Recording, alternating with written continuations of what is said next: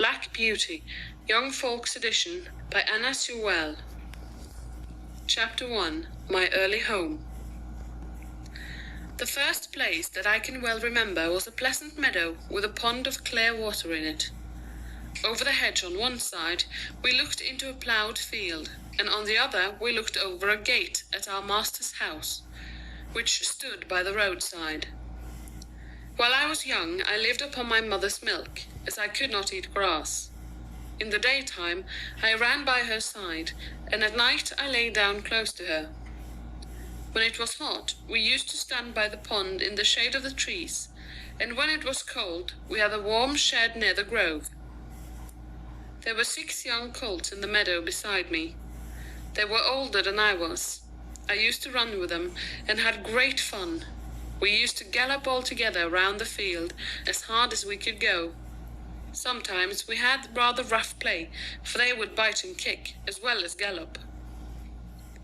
One day, when there was a good deal of kicking, my mother whinnied to me to come to her, and then she said, "I wish you to pay attention to what I am going to say. The colts who live here are very good colts, but they are cart-horse colts, and they have not learned manners. You have been well bred and well born. Your father has a great name in these parts, and your grandfather won the cup at the races. Your grandmother had the sweetest temper of any horse I ever knew, and I think you have never seen me kick or bite. I hope you will grow up gentle and good, and never learn bad ways. Do your work with a good will, lift your feet up well when you trot, and never bite or kick even in play." I have never forgotten my mother's advice. I knew she was a wise old horse, and our masters thought a great deal of her. Her name was Duchess, but he called her Pet. Our master was a good, kind man. He gave us good food, good lodging, and kind words. He spoke as kindly to us as he did to his little children. We were all fond of him, and my mother loved him very much.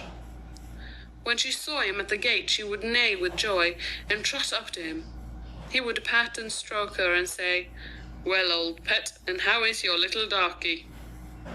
I was a dull black, so he called me Darky. Then he would give me a piece of bread, which was very good, and sometimes he brought a carrot for my mother. All the horses would come to him, but I think we were his favourites. My mother always took him to town on a market day in a light gig.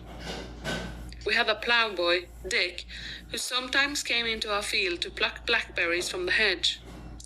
When he had eaten all he wanted, he would have what he called fun with the colts, throwing stones and sticks at them to make them gallop. We did not much mind him, for we could gallop off, but sometimes a stone would hit and hurt us. One day he was at this game, and did not know that the master was in the next field, watching what was going on. Over the hedge he jumped in a snap, and catching Dick by the arm, he gave him such a box on the ear as made him roar with the pain and surprise. As soon as we saw the master, we trotted up nearer to see what went on. "Bad boy," he said, "bad boy, to chase the colts. This is not the first time, but it shall be the last. There, take your money and go home. I shall not want you on my farm again." So we never saw Dick any more. Old Daniel, the man who looked after the horses, was just as gentle as our master, so we were well off. End of chapter 1.